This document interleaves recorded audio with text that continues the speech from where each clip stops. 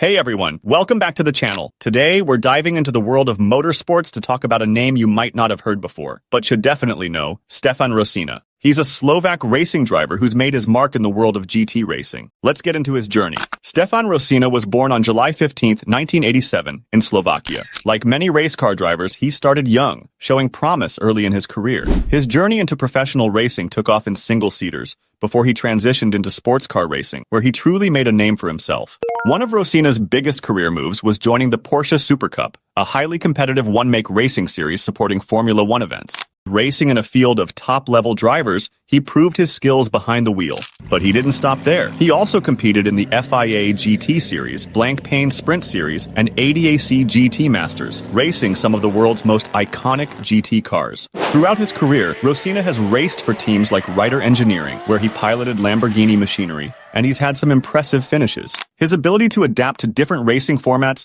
from endurance to sprint races, makes him a versatile competitor. Though he may not be a household name like Hamilton or Verstappen, Rosina represents the rising talent from Slovakia in international motorsports. His dedication and success in GT racing show that passion and skill can take you far, no matter where you're from.